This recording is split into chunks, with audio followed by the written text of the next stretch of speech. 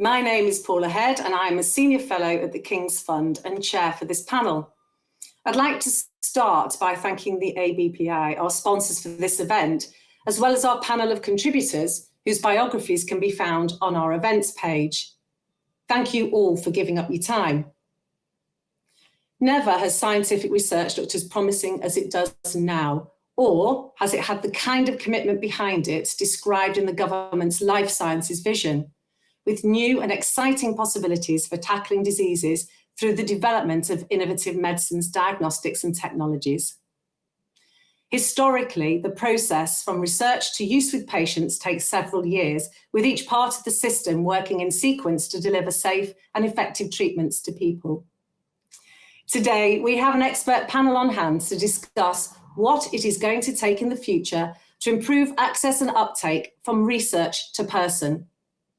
What is the best way forward to make the most of the innovative treatments and technological advances that are available to us in the UK? As we've recorded this ahead of time, we've collected a list of questions from the audience as they registered, which we will cover during the discussion. However, our panel are also present online as you're watching, and so we'd like to invite you, the audience, to submit more questions during the session via Slido. You should be able to see a box next to the video, which is where you can submit your questions to the panel, and they will answer the most popular questions via Slido. You should also see some poll questions and word clouds which will flash up at various points during the session in the same Slido box on the right side of the video. Can I encourage you to follow the conversation on Twitter using hashtag KFOnline, and I recommend that you look at the resource page, which you'll be redirected to at the end of the broadcast.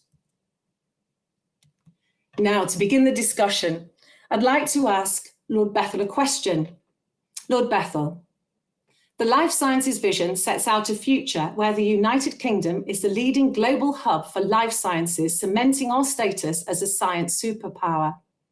It goes on to say that through innovation and technological advances, we will diagnose, treat, cure, and prevent a much wider range of disease than is currently possible.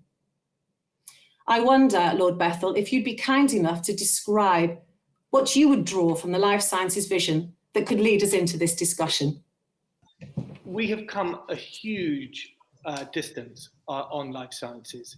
In recent decades, innovations in life sciences have absolutely fundamentally changed how we diagnose, how we treat, and how we prevent disease. And I'm incredibly proud of these advances, many of which were pioneered right here in the UK. And it has resulted in absolutely astonishing improvements to the length and the quality of patients' lives. And our bold and ambitious life sciences vision is a roadmap for the future.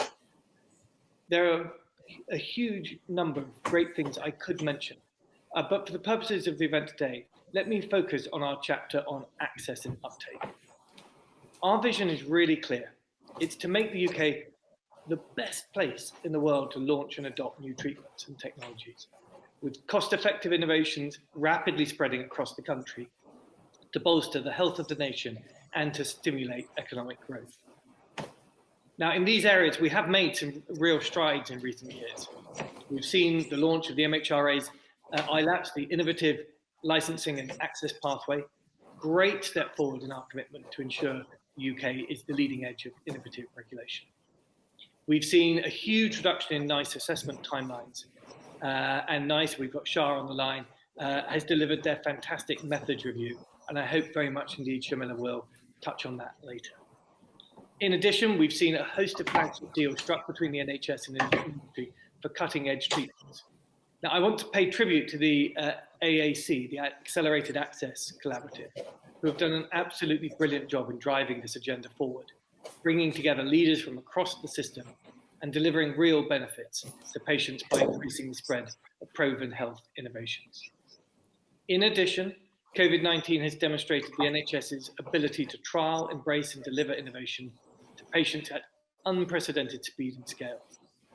But there is much more to do, and we must leverage the unique power of the NHS to tackle the barriers that stand in the way of patients accessing innovations and truly drive access and uptake across the health service. I hope you are all excited by our vision of the future of the UK life sciences, and I hope you will also share my passion for the vital role that innovation will play in helping us to diagnose, treat, and prevent disease. Thank you, Paula. Thank you. That was super and leads me nicely, and you mentioned it already, into another important and changing part of the process through NICE. And Shah, I wonder, similarly, would you mind outlining the changes that NICE are proposing to provide faster and fairer access to new drugs, devices, diagnostics and digital technologies?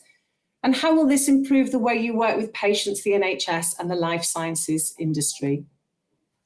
Thanks, Paula. I thought I might start with what NICE thinks of as the kind of 4 or 5 key drivers in the scientific advances to which we need to respond if we're going to deliver the vision that Lord Bethell described so compellingly there for uptake and the adoption and uptake of innovation. I mean, the first is we see a rapid rise in innovative medicine categories: gene therapies, cell therapies, personalized medicine.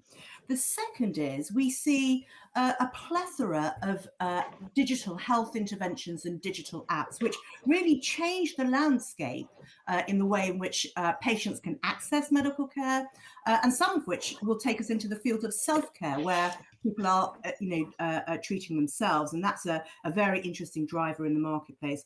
I think the third thing is the rise of medical devices as software, oftentimes enabled by AI and machine learning.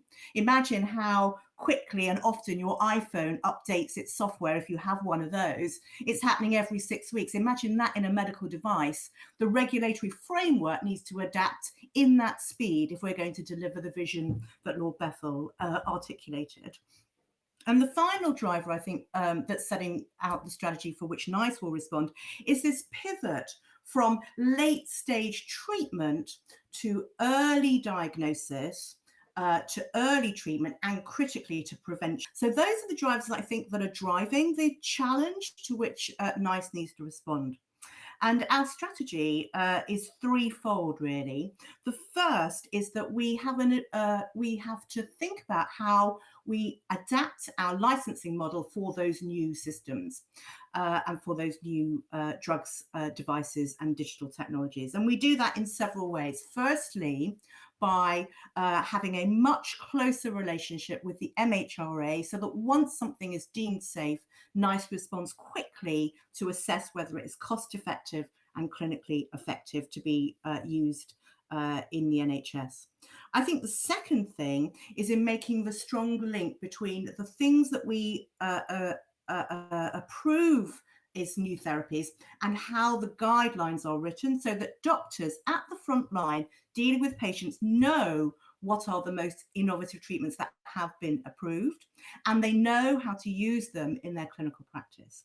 And the third element is the methods review, which again, Lord Bethell nicely teed up for me. And we're doing 3 really important things there. Firstly, often things that are innovative have less clear data around their effectiveness.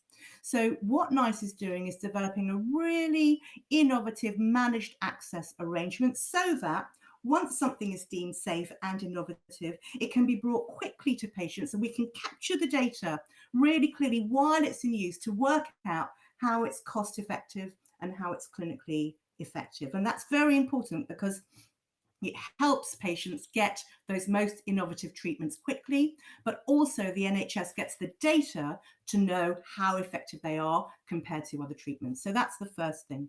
The second thing, NICE has always had thresholds where it is prepared to pay more for drugs that help people at the very end of their life, in the last 24 months, for example, of life. And that's been really well valued by patients and by the people that treat them. We're expanding that to think of ways in which the most severe illnesses can also have that extra support from NHS spending.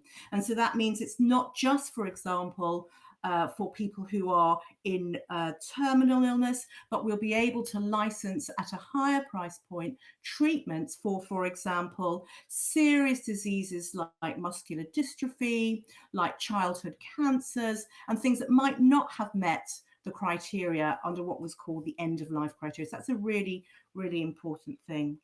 And the third thing, in response to issues around expensive cell and gene therapies, is to encourage the system to look again over time at how we pay for the most expensive gene and cell therapies by looking at the economic analysis for what the effective price for those things might be. So open the panel to the first question. What are the issues that we need to consider in the balance between rapid uptake of innovation and clinical uncertainty and value for money?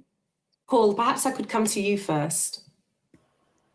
Thanks, Paula. Sure. I mean, just to get behind what Lord Bethel and Shah said, we're in an incredibly fortunate position that the life sciences industry is presently producing so many innovations, not just across medicines, but diagnostics and medical devices, and crucially, digital and AI.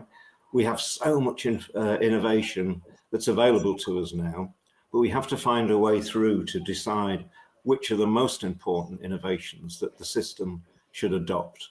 And that requires prioritization, and crucially, it requires really thorough processes to value that innovation so that we understand the opportunity of the benefits that we'll get from investing in innovation.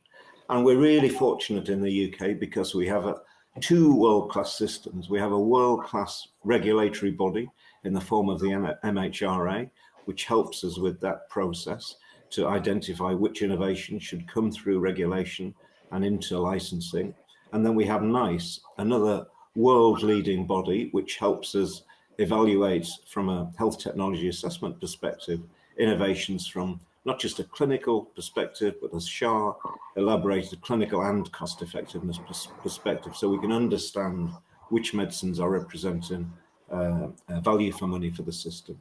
So building on the work of MHRA and building on the work of NICE, the first part of the journey is to spend the right amount of time valuing that innovation.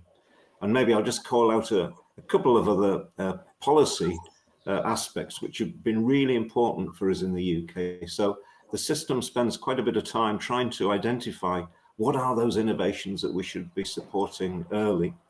I draw everybody's attention to the Early Access to Medicine Scheme, or EAMS, which is a scheme that is led by the MHRA, which again tries to look at which medicines are coming through which have particular promise, whilst also addressing a particular unmet medical need that we might have.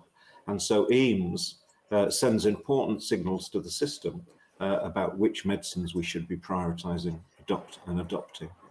And as has already been mentioned, the new mechanism, ILAP, the Innovative and Licensing and Access Pathway, absolutely fantastic. A new initiative put in place from January by the MHRA and NICE and the Scottish Medicines Consortium as the initial permanent partners of the ILAP arrangement. Another mechanism to try and spot innovations early, identify the ones that are most promising, and to grant those medicines something called an innovation passport, which will help their way through into the system so that patients can get access quickly. The other thing I would highlight is going to be a critical driver in getting this balance right between uptake and uncertainty is the way in which we capture data and what data we use. And I think, again, one of the key things that NICE has developed as part of its strategy is a focus on what we're calling real world evidence. It means, of course, we've got the data that comes from randomized controlled trials from the companies that Paul knows well. It's very, very important. But beyond that, how do we capture how these innovative products work in real time, in real patients while they're being used? And that just requires the system to kind of pivot a little bit and use this data, collect it, analyze it and use it in real time in order to identify those things that are most innovative and those things that have the most impact for patients. And indeed, there may be some patient groups for which they don't work, and then you've got some way of kind of, taking those things out of the system. So it does require the system to be a bit more agile. But that real world evidence, I think, is going to be a real nugget in unlocking this balance between innovation and uncertainty. Thank you, Shar. It's a really good point, particularly about the real world evidence, the real world data, which is different than has happened in the past and should really give us some phenomenal information about innovations as they hit the real world. And actually, I'd like to move us back a little bit from application and practice to the research component. And I wonder if, Olivia, you wouldn't mind picking up for me a question that came as part of the Slido registration questions, which is about the principles for maintaining safety as part of clinical trials in this changing landscape. Yeah, thanks, Paula. And actually, all the things that Shar just said was an excellent introduction to this kind of safety question and the collecting of data. So I'm an oncology drug discoverer, which means I work very early in the process when we're first discovering and developing new medicines, which means I can give the perspective of the researcher working in the lab to discover the new therapeutics, but also to address these questions of how we as preclinical researchers collect, suggest what kind of real world data we need to collect to reduce the clinical uncertainty and to enable decision making. So, clinical uncertainty is highest at the start when you're about to enter phase 1. We don't know how these molecular agents are acting. We don't know how these new therapies are going to behave. And so I guess there's 2 points that we can add to this, which is what are the preclinical data that we have? What did we learn during the development of these agents that we can use to inform decision making? And how do we use those learnings to set up data-rich clinical trials to enable decision making? So none of this is contrary to the highest standards of patient safety. So especially in oncology, for example, safety is initially assessed in phase 1. So we're looking at maximum tolerated dose, behavior of new therapies or new targeted agents in the body. But what else can we do? What other information can we collect in these trials to sort of begin to understand that these innovative agents are working and that we're getting efficacy at the same time we're getting safety? So we're building confidence, especially for these new agents that haven't been in patients before. So a good example of this, especially in oncology, is gathering patient samples as part of phase 1 clinical trials, not only to assess safety, but to begin to unpick some of the science behind it. So for example, in oncology, we're using a lot of molecularly targeted agents, which are small molecules that are going to bind specifically to one protein that we think is driving the cancer. And so even in these early stage clinical trials, we can ask, does this agent get to the target? If it does, is the target modulated in the way that we were expecting? And if so, is that providing the desired effect? So we can often see changes brought on by these innovative and new medicines in signaling pathways long before we can see changes to the size of the tumor, for example. And so we're able to make decisions about the action of these drugs before kind of the longer term changes to overall survival and tumor size. And so incorporating those kinds of things in is completely consistent with safety, because what you're actually doing is, you can see drug action, you can see the mechanism of these things working. At the same time, you're giving doses that are safe for patients. And so you're providing decision-making data to move to the next step at a time when the drug is safe. Now, part of this question has also been, how do we balance value for money? And so everything that I add to a clinical trial or a treatment, taking samples, serial biopsies, additional samples pre and post treatment, they add cost. But Char already mentioned this as well. We can use the data in that to determine that these are working for patients, But importantly, we can also see if they're not working for patients. And that, having that data and being able to make that decision actually saves a lot of money in the long term, because you're not giving patients medicines that aren't going to work for them. And you're generating the data to be able to select the patients that it is going to work for. So I think, thinking about these data-rich clinical trials helps us with safety, helps us align mechanism of action with safety, and helps us be able to do the patient selection in such a way that in the end result, you really are getting value for money. Thank you. And that leads me on nicely, actually, to asking Nick about particularly maybe around the value for money question, but also around the prioritization question for rare diseases, perhaps. Thanks very much, Paula. I just wanted to emphasize the importance of getting this balance right, the importance of making sure that we do get the treatments to patients as quickly as possible, and to examine the unmet need in our community. So depending on how you count them, there are more than 6,000 rare conditions affecting people living in the UK. And of those, around 72% are genetic in origin, and around 70% of them are affecting children in their onset. If we look at how many medicines there are for rare conditions, various agencies around the world classify these medicines, and the best count you can possibly get from the most optimistic perspective is there's around 200 medicines for rare conditions. So 6,000 rare diseases with only 200 odd medicines shows that we do have an enormous gap for people living with rare conditions that we need to try to fill.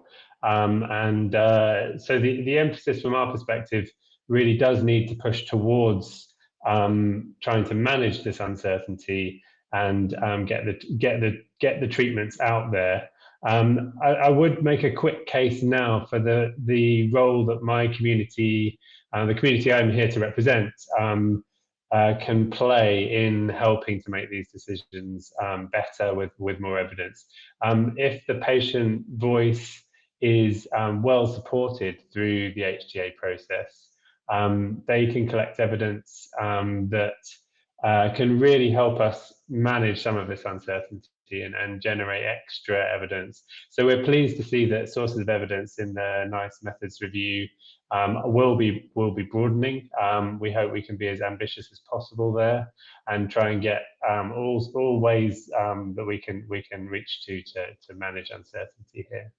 In the UK, that we have this thing called the Cancer Drugs Fund, which is a special pot of money that allows NICE to make what's called a conditional recommendation so that patients can access the treatment. We use the Cancer Drugs Fund to pay for that treatment, and at the same time we spend 2 or 3 years collecting the additional data that's needed, both from maturation of the global clinical evidence base that the company's generating, but also crucially from real-world data that we collect in the NHS through real-world evidence databases such as the Systemic Anti-Cancer Therapies data set, which is really great. Moving from cancer drugs, of course, that opportunity really should be available to all drugs, so non-cancer drugs too. And it's really fantastic that we are moving now to setting up a further ring-fenced pot of money called the Innovative Medicines Fund, which will also be able to provide that same level of early access for non-cancer drugs, and particularly for rarer disease medicines, as Nick mentioned, where often the evidence base is smaller, the number of patients are smaller, and therefore we have even more uncertainty to deal with.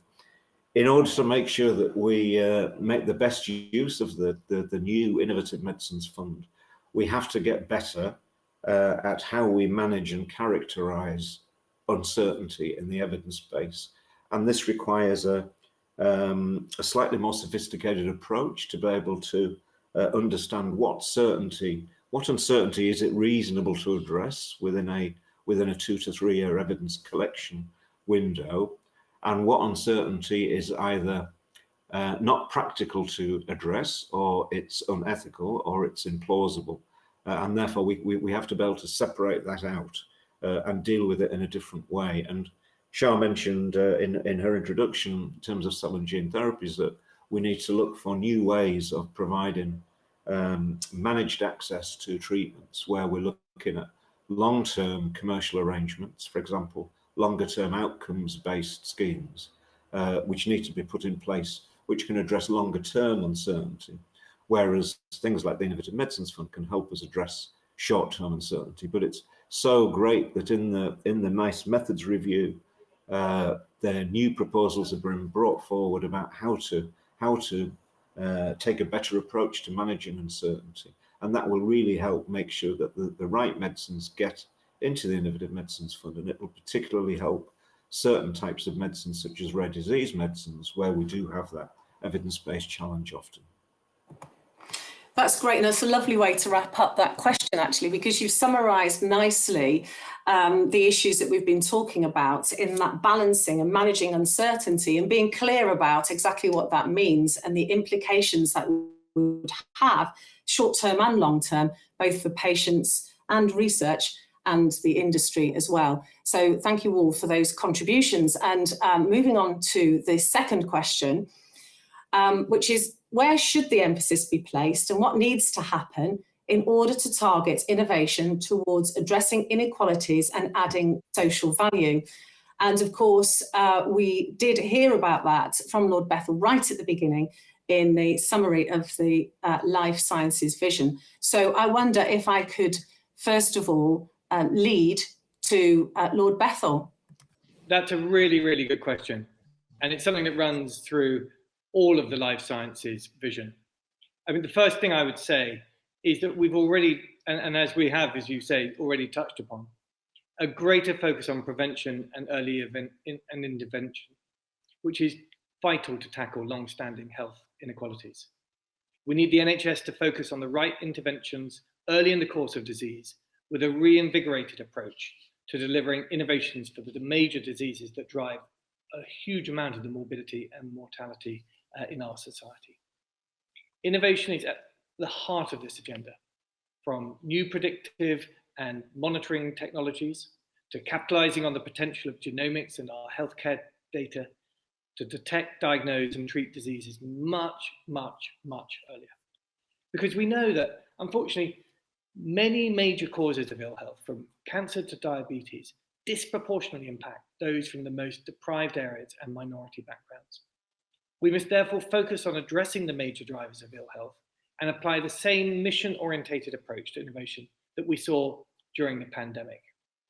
Now, the Life Sciences Vision sets out that core health mission, which we've developed by government, the NHS, industry, and academia in partnership. Alongside cancer and diabetes, this includes mental health, aging, cardiovascular, neurodegenerative, and respiratory diseases, as well as maintaining our position in novel vaccine development. With the sector working together to deliver on these missions, we will create the focus and investment needed to unlock new treatments, technologies, and techniques, which can help to tackle these major drivers of population ill health, eliminate long-standing health inequalities, and deliver wider social value by helping patients to live longer and fuller lives. However, we also remain committed to delivering on the needs of patients across the UK with rare diseases. It's great to see Nick from the Genetic Alliance on the panel today. I know he will speak passionately about the needs of patients. And our rare diseases framework sets out the UK government's commitment to ensuring rare disease patients get faster diagnosis and better access to specialist care and proven cost-effective treatments. Thank you very much, Paula. Thank you. Shah, would you like to come in on this question? Yeah, thanks very much, Paula, and probably reprising some of the points that my co-panelists have made and the Minister just referred to. I mean, COVID shows us, doesn't it, how unequal healthcare outcomes are in this country. And I think there are, the first place to start is let's define the determinants of inequality. Sometimes people think about that as being something rooted in ethnic minorities or people from different ethnic groups. Certainly true, but it's also much broader than that when we think about the social determinants of health, deprivation, poverty, housing. All of those create real inequality in the way that healthcare is delivered and received by the population. And the final area, of course, is unmet need. And when we have, diseases and Nick's groups represent some of those where we have, high burden of disease and few treatments, to put it that. So I think when thinking about inequality, we need to think about that broad tapestry of different types. I mean, the first thing to say is that in thinking about the things that are genuinely innovative, we should weight ourselves to those interventions that will tackle those three forms of inequality that I've talked about, whether it is particular population groups, whether it is the broader set of deprivation and poverty, or whether it is clinical unmet need. And I think NICE, through its work on the innovation licensing access pathway, the ILAP, and the Innovation Medicines Funds, this area is full of acronyms. The IMF is a very important way of tackling and identifying what's really innovative about this treatment and trying to weed out, if you'll pardon the expression, things that are a bit me too. So that is the first place to start. The second thing is from NICE's perspective, thinking about when we write guidelines for clinicians, that we are really focusing on those areas that are most likely to move the dial on those three types of inequality that I talked about.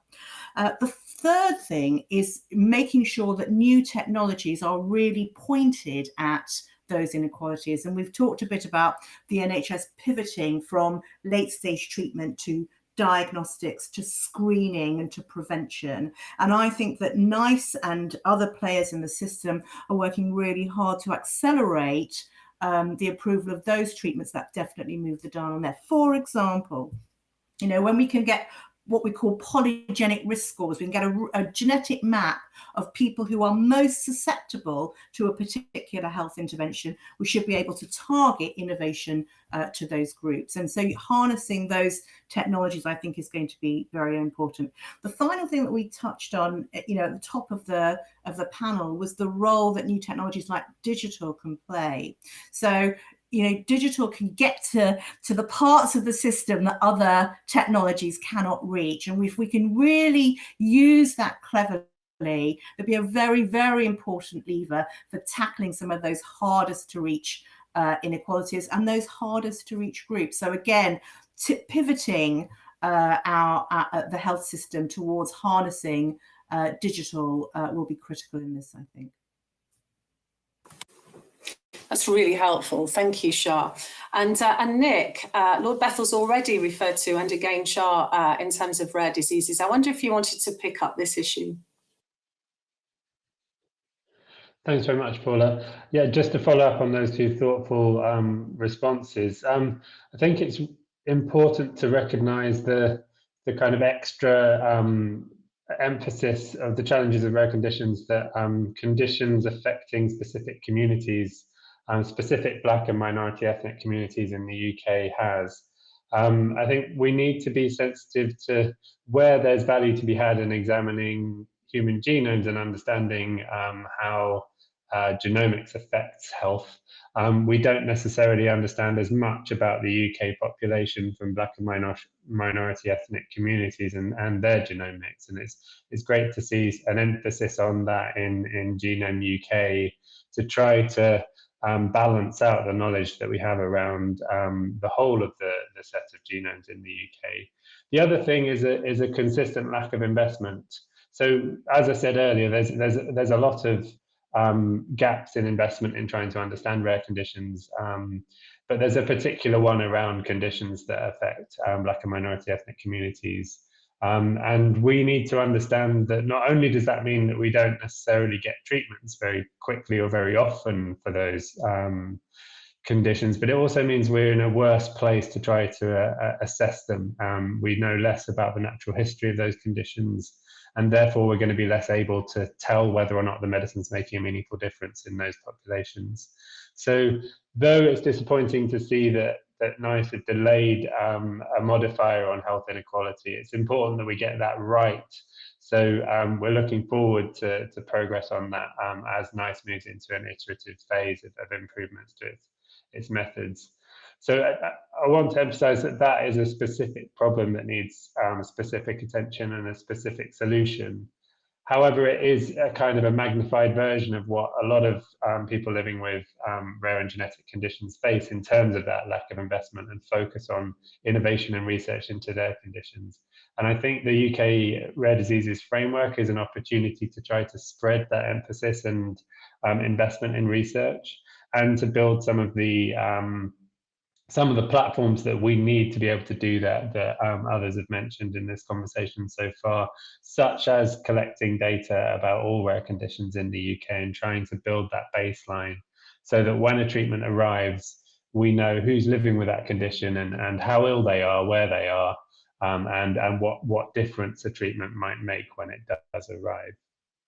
Thank you. Some really important points made there, and actually to our conversation, actually, that with the balance of getting it right and the move to rapid innovation as well. So taking time to get things right is going to be really important. Paul, did you want to comment on this question? I did. Thanks, Paula. Yeah, I mean, I think for me, there's a bit of a structured process to go through here to bridge the link between health inequalities and medicines. I think that, the first piece is to understand what are the disease areas where we have particularly large health inequalities, and then from those disease areas we need to map into the most effective medicines that are going to help progress. And then it's about really trying to see if we can target specific adoption and uptake support to get those medicines into the right communities and into the right patient groups. Now, I don't think we don't really have an explicit process to do that, but of course the different layers of the system are all working on this. The Accelerated Access Collaborative is very much thinking about this from a health inequalities perspective. This is probably something that's going to be quite important for the new agenda of the integrated care systems. So for the ICSs to try and think about how do we link through from local health inequalities through into disease areas and then through into medicines and adoption and uptake. And that's going to be quite important. One of the things that keeps me awake at night, which is a continual challenge for medicines, and in a way, it is a further driver of health inequalities, and this is inequitable access to medicines in the first place. So, when NICE makes a national recommendation for use for a medicine, then it's really important that all local health economies and across the system respond to that. But we know that there is quite wide variation often in the adoption of NICE recommendations.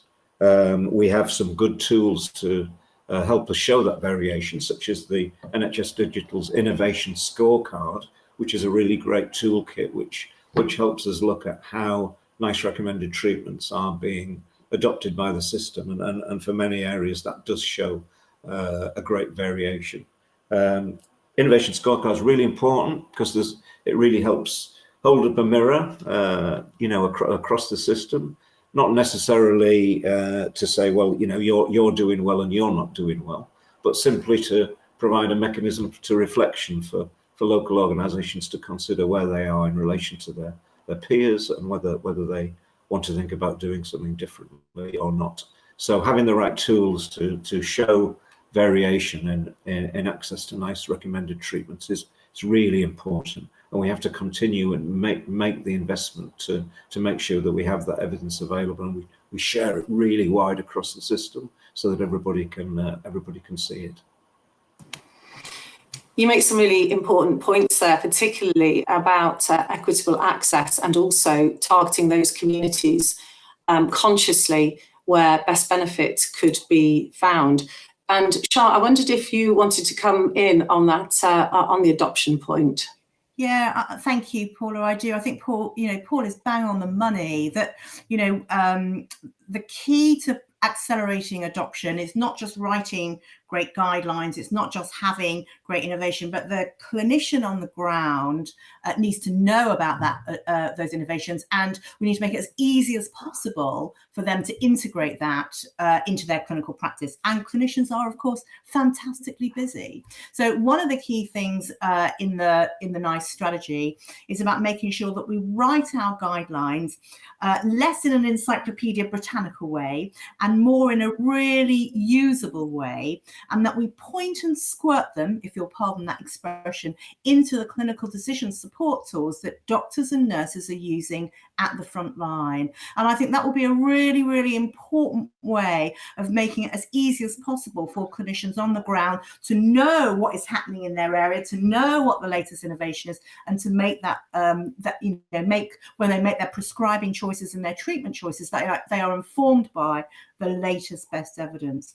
I think the other side, so in a way that's clinician push, the other side of it is the really important patient pull. I mean, the patient voice in treatment is fantastically important in driving innovation uptake.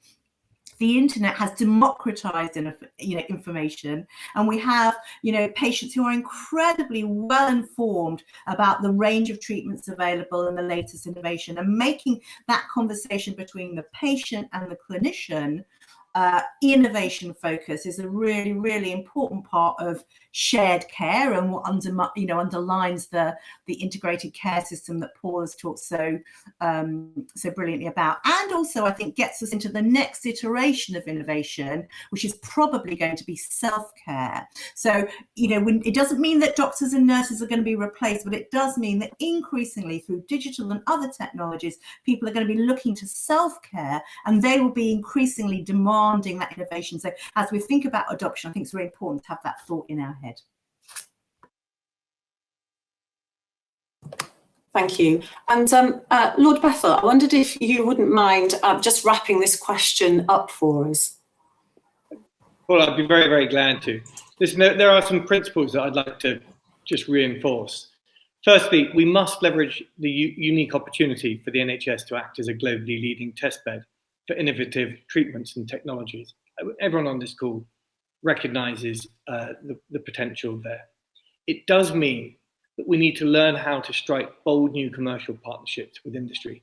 There are precedents, but we need to work much harder to get the deal flow and the size of some of those deals getting bigger. Secondly, we need to go further to support patient access to innovations that will have the greatest benefit to the UK, including those with high levels of uncertainty that are addressing unmet needs. We have some fantastic work already underway to achieve this, including the NICE Methods Review, which will ensure that NICE remains at the forefront of assessing new and emerging technologies. NHS E&I have also recently announced that they're going to be extending the Cancer Drugs Fund to create a new innovative medicines fund, making £680 million of ring-fenced funding available to ensure that patients are able to benefit from early access to the most promising new treatments faster than ever before. The third point is that we must create a more empowered frontline culture of innovation within the NHS. That cultural point, rather than the money and the infrastructure and the organogram, is so important. We need all staff to feel that they are supported and incentivized to adopt proven treatments and technologies that improve the outcomes for their patients and the wider UK population. This means making greater use of clinical leaders and champions in the work of the AAC and embedding research and innovation as priorities within key strategic documents, such as the NHS England People Plan, as well as in local and regional structures, including ICSs and NHS trusts. By delivering on this agenda, we'll make the NHS the best place in the world to trial new treatments and technologies at speed and at scale, creating benefits for UK patients, our healthcare service, and the life sciences sector. Thank you very much, Paula. Thank you. That takes us smoothly, actually, into our final question for the panel. And the final question is exactly that, is picking up on those points. what needs to improve so that people can benefit quickly from the uptake of innovation. And Paul, I wonder if I could come to you actually and ask you, what do you think the best way for industry is to share innovation with policymakers? Well, thanks, Paul. I mean, the first thing is that we need to get better at something called horizon scanning. Again, a bit of a jargonistic term, but making sure that we're sharing the new innovations that are going to be coming into the system as early as possible. You know, the industry can't expect the system to adopt its innovations if it doesn't tell the system about them. And so, you know, we've invested a lot over the last few years in improving the horizon scanning capabilities of the system. I'd just like to call out the great work that the Accelerated Access Collaborative has been doing on this with NHS England. We've got some great systems now in place that allow us to spot the innovations that are coming through the system and start to get behind them early. And so continuing to focus on horizon scanning, allowing the relevant organizations and system partners to get access to that information, to understand what's coming down the line is you know, more crucial than ever. But then after we've got that, you know, I think and this is probably for me, you know, one of the biggest learnings from COVID. You know, we used to have a great system. It was wonderful and it worked, but it was sequential. You know, we did the regulation, then we started the HTA, then we started the commissioning, then we started the service implementation pathways. It was a long single process, and it took a long time. And actually, you know, although we were already working on it before COVID, I think COVID just brought into sharp relief that you can throw all that up in the air and reconfigure things so that we start to work in parallel, that agencies cooperate better with each other so that everybody's working together in a much more integrated system. And lo and behold, we found out that we could make an incredible difference to get innovations to patients quicker. And COVID has really helped demonstrate what we can do when we work together. You know, this is one of the benefits of ILAP, the Innovation License and Access Pathway that's been mentioned early. That is all about bringing partners around the table to work on a shared problem and to do that earlier and in a more integrated way. So I think the future is absolutely more about this, with everybody at the table, all of the partners around the table working in a mature and a respectful way with each other, so that we can address these challenges. So all about integrated working. That's a really important point about people coming together to collaborate with the goal of making sure that these innovative treatments can get to patients. But I'd actually like to bring in Olivia now, if that's okay, to take us to the next stage, actually, from horizon scanning to research. What do you think needs to change, Olivia? Yeah, so Paul's just talking about sort of more integrated working. And he started out by saying, we used to do it this way, and now we're looking at doing it this way. And, you know, to me, that all speaks to flexibility. So I do want to return a little bit to flexibility in clinical trials to allow faster decision-making. So I did already mention, you know, the use of the incorporation of molecular biomarkers into early clinical trials as a, you know, an early readout of effectiveness.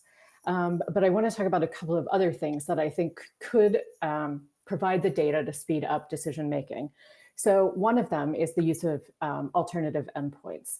And again, for these innovative medicines, you might be able to see evidence of the mechanism of action long before a 5-year readout of increased overall survival. So it's bringing things like alternative surrogate endpoints into decision-making, perhaps incorporating new technologies and new techniques for measuring those into the clinical trials. So in oncology, we can use circulating tumor DNA, for example. Now, some of this will still be building evidence that these alternative surrogates are a good marker for the eventual endpoint. So in some ways, you're trialing the agent at the same time you're trialing some of the ways you're going to make the decisions. So early on, you might be looking at both of those at the same time, but we need to be able to, you know, bring that into trials as well. I guess the third point is we look a lot in oncology about treatment failure. And we know that a lot of that comes from emerging resistance to treatments that we're already giving. So for oncology, that has a lot to do with the way the tumor adapts to be able to cope with the treatment. But drug resistance is a much wider problem in a larger array of diseases. And so we need to be able to think about how we can design trials to address resistance and possibly to be able to combine drugs. So a lot of ways that we get around treatment resistance for infectious disease or HIV is we combine agents. And so there needs to be sort of flexibilities in the way that we design trials to be able to trial two unapproved agents. Lots of people have talked about cooperativity, and perhaps we might need to combine two agents that have been developed by two different pharma companies. So how do we bring those people to the table to be able to look at these potentially innovative combinations? And then I guess just the last point that I would make to bring it all full circle and impress upon, the ongoing importance of research in this is, as we're taking all these samples, as we're doing all these learnings, to bring those back to the lab so that we can understand what are the drivers of response to these agents. If it didn't work, why didn't it work? We don't need to shelve things that we previously thought were innovative. We just need to make sure that we got the patient selection right, or that we didn't miss something. So getting all of this back to the researchers so that we can learn from the clinical trial and the clinical experience in order to generate the next generation of innovative medicines. Thank you. Some really good points there. And Nick, I wondered, did you want to comment on this issue as we move along the pathway, but at the same time, really concentrate on collaborating for the end goal? Thanks, Paula. Yeah, I just wanted to jump in quickly on screening as I guess an example of both joined up policy, but also another version of the flexibility that Olivia was talking about. I think many of people in the rare disease community will be well aware that a gene therapy for spinal muscular atrophy was agreed for funding by NICE at the beginning of this year. And in that recommendation from NICE, they talked about how newborn screening would allow or delivery of the treatment before symptoms would allow the best outcomes for children with the condition. And so I just wanted to illustrate that if we could be a bit more flexible about how we make decisions around screening, the next date for reviewing the policy on screening for spinal muscular atrophy is in 2022. If we could be more flexible and potentially decide to accelerate that, then we could be getting these medicines to children before they develop the symptoms of spinal muscular atrophy, for example. So that kind of idea of using the horizon scanning that Paul was talking about to spot a medicine that's coming along that we might need to detect the condition early for, and then triggering a screening review maybe outside of the cycle to just be a bit more flexible and more joined up in the way that we're looking at these challenges. And that point about flexibility is really important, the ability to loop round where it's needed. And Paul, I wondered, did you have something to say on this point in particular? Yeah, no, just again to get behind what's been said on flexibility and agility.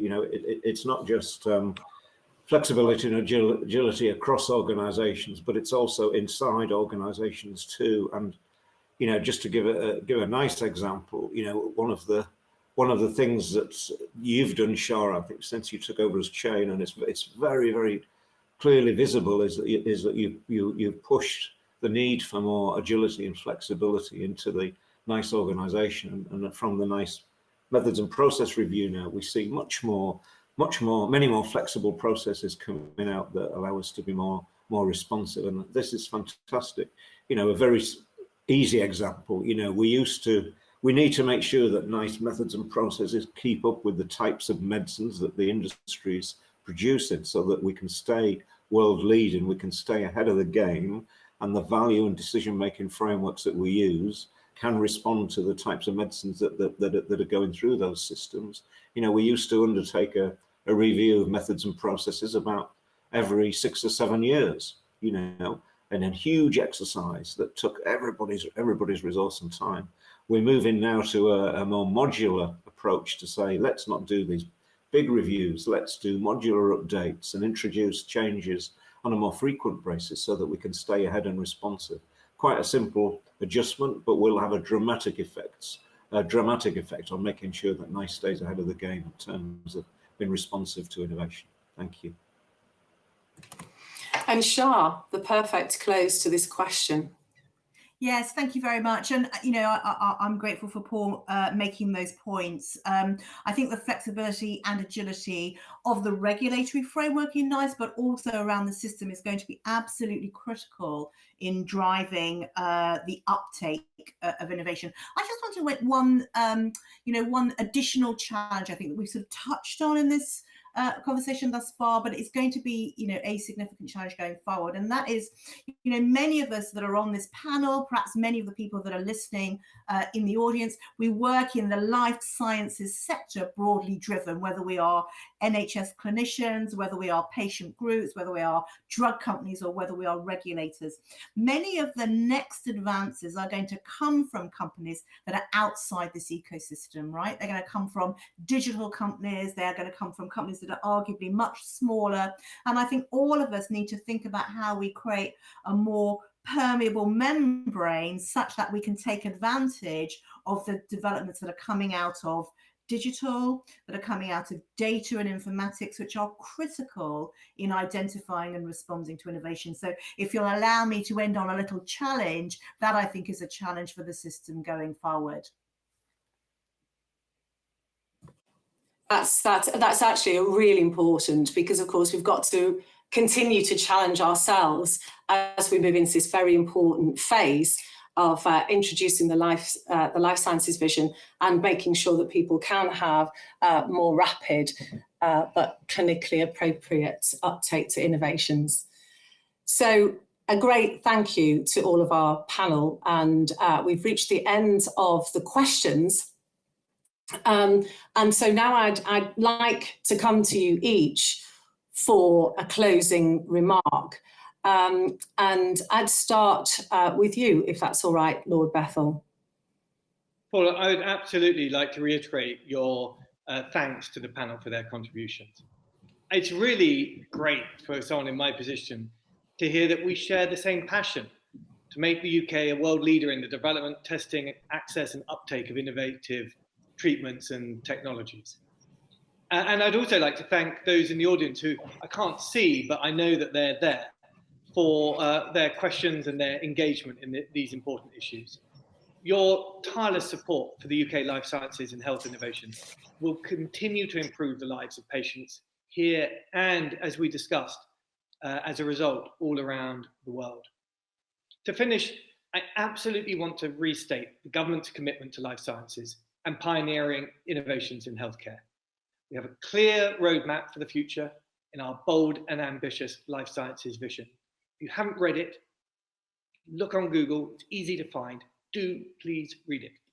And I'd like to thank the partnership and the collaboration that's at its core. And I would like to thank all those watching today's conference for their contributions to achieving its objectives.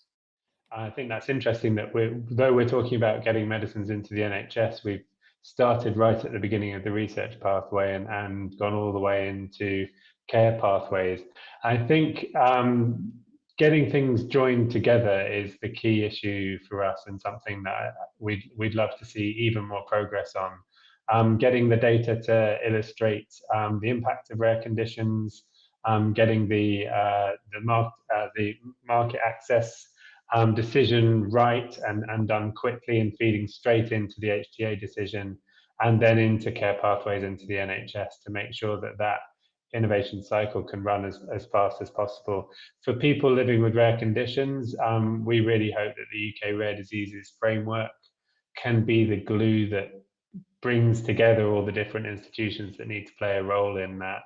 And we look forward to the 4 nations delivering their action plans to show progress on that as soon as possible. Like everyone else, I'm really heartened by the discussion that we've had today. We're aligned on a lot of things, this flexibility, this agility. And I think what's important is that we've realized we need to incentivize the entire ecosystem to prioritize innovation. No one area is going to do it on their own. We need to all kind of be working together.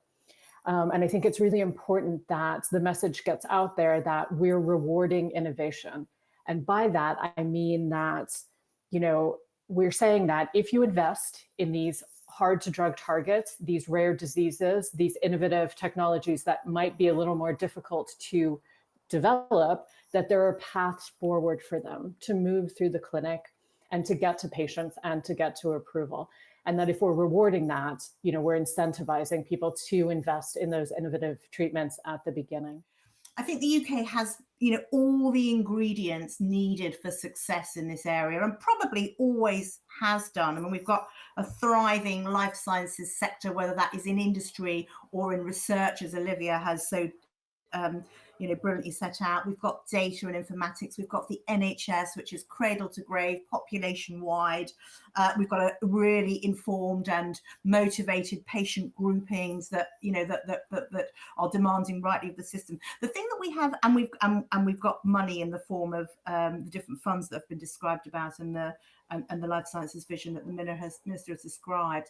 I think the thing that we've been missing that has made us not unlock this innovation dividend in the past has been the wiring of the system and the fact that all is pulling in the same direction. And I think that is the big thing that I feel hugely optimistic about in this iteration of the life sciences vision and in this iteration of the journey that we're on. We seem to have, maybe through COVID and other things, to have unlocked some of this collaborative wiring that means that the system is pulling in the same direction. And that, I think, is hugely optimistic and hugely reassuring as we seek to deliver the fruits of innovation for the patients, for the public, and indeed for our country.